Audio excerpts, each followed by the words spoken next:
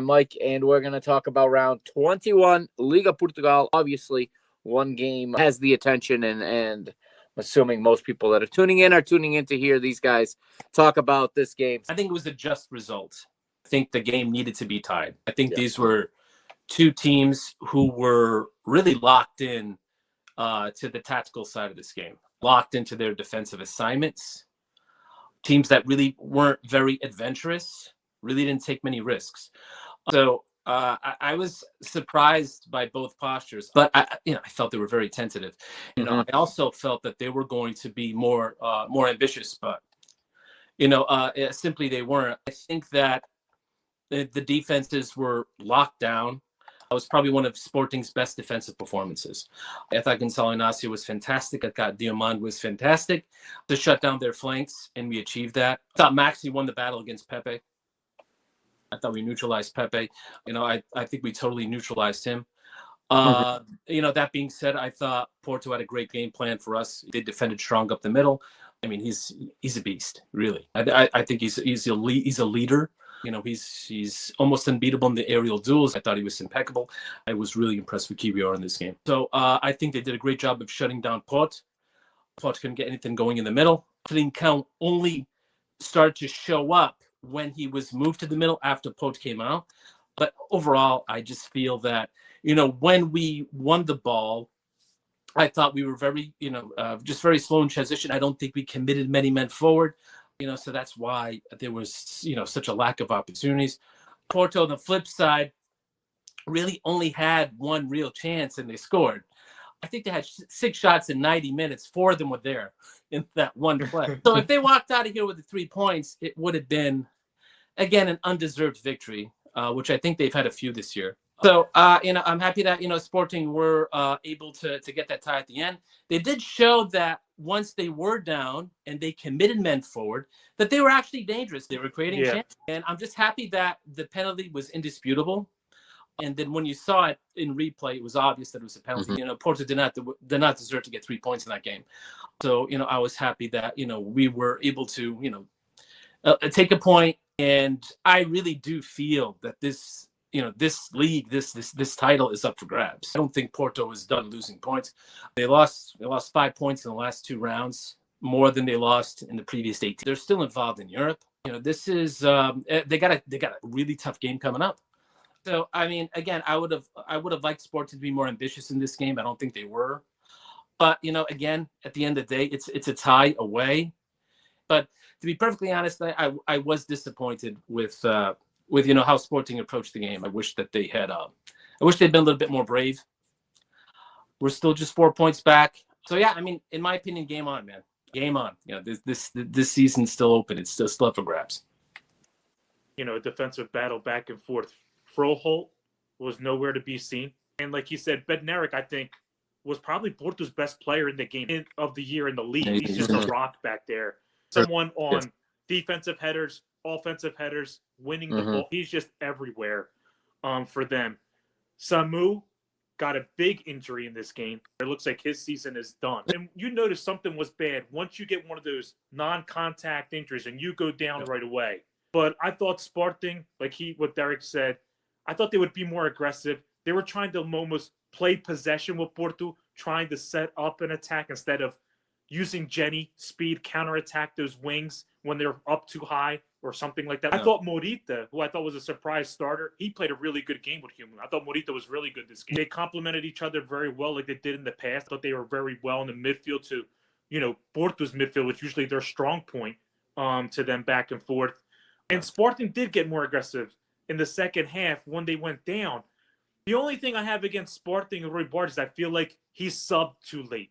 And I feel like their legs were catching up to them. And you can't let Porto sub before you. But he waited too long. I think that's the only thing I have against Sporting.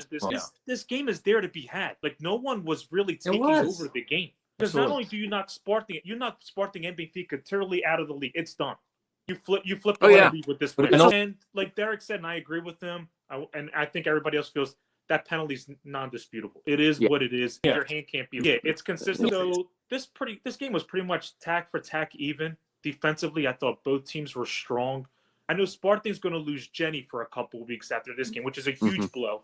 They're not used to any of this pressure now. And they're starting to feel No. like, the league's open again. The Yeah. tie opens up He's right. doors for everybody. Oh, well, it's the perfect result for the team and to being in third and trying to catch up because, like I said, Porto was seconds away from taking a huge lead. And had they not lost, I think we're closing up shop at this point. If that, perhaps they're starting to crack a little bit, starting to show a little bit of, and now they have an issue to resolve here as to, the striker position and the goals that they rely on.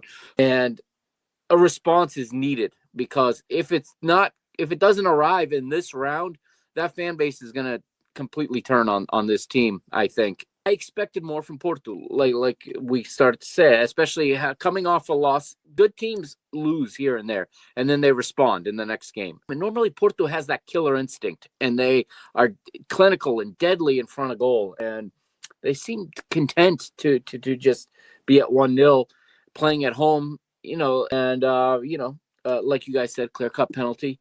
And then Luis Suarez, who's been just ice cold when the pressure's on. I mean, cool, collected, cold as ice from the penalty spot.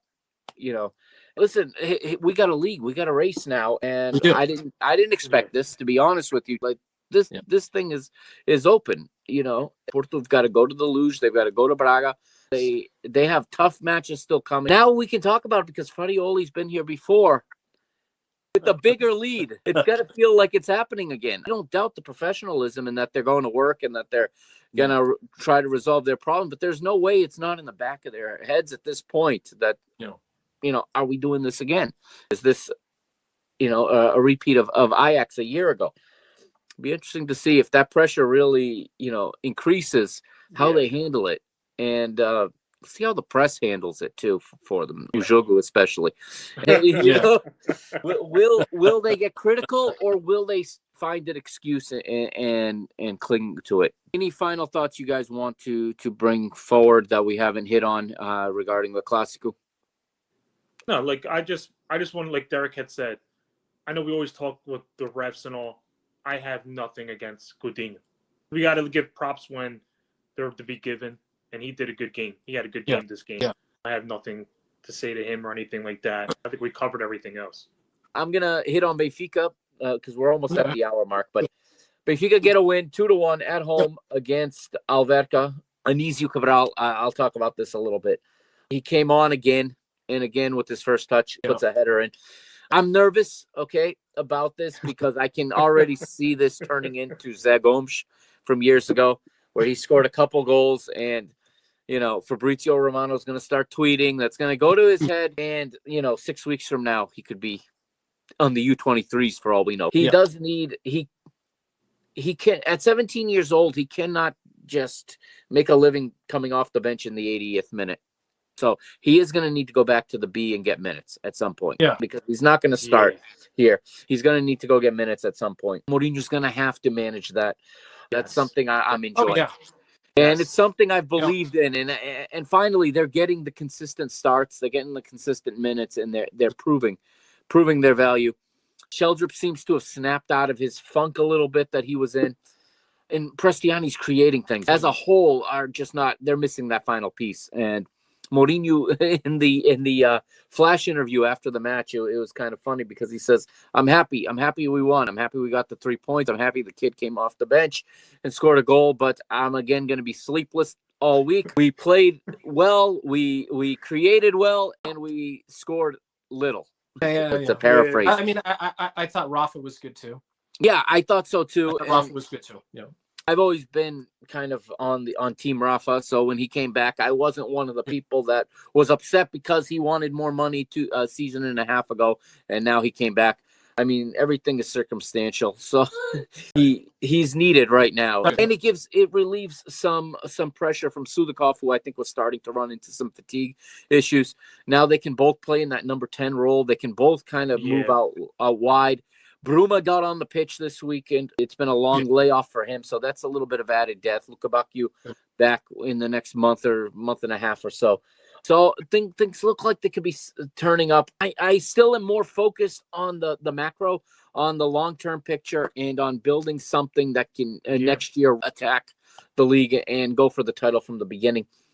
As far as Benfica going for the title, it's out of Benfica's hands. And I think wasting energy worrying about what Sporting and Porto are doing is probably counterproductive right now. When you're having trouble scoring goals, I think Benfica need to focus on getting goals and taking each match one at a time and just trying to get the maximum points in each match. Tough trip this week to the Azores to play Santa Clara on a Friday. It's never easy to play on a weeknight. And especially with the quick turnaround with Real Madrid again on Tuesday. Yeah. And with the ease that these lesser experienced players can kind of start looking ahead and trip up in this league match because they're thinking about Real Madrid. So it will be interesting to see. That's why Mourinho makes the money he does. He has to keep the team focused. Overall, though, this Benfica the last 5-6 weeks is not the same Benfica we saw in the 4 months of the season. Yeah. I am seeing progress. It's slow. And it's missing the final piece, so it's kind of being exaggerated how poorly things are going because it's a struggle to beat Alverca suddenly. But it's been a struggle to get goals for a long time now. If it's not from the penalty spot or Pavlidis, on a night where he's on, when he's not on, it's really a struggle for it to come from anywhere else. He says, what are the chances Benfica sell Anisio? I think 0. They're going to re-sign him. He's going to renew on his birthday, which is in the next couple of weeks. And they're going to raise that clause. And I don't think he's going to go anywhere this soon. We don't even know how much we're going to see of him the rest of the season. There's still a 20 million euro striker on the bench that there's going to be pressure. I thought that was very telling. I thought that was I mean, super telling. It was 1-1, and it was a 22 million euro striker, and he went with 17-year-old. He's basically skipped the U23s in the B team. He's come from juniors into the first team because he had a good U17 World Cup. So it's but Benfica fans and Anisio Cabral himself need to stay grounded because this can easily go the wrong way. Yeah. It's very, very early. We have a very small sample size to work with. Yeah. And to start,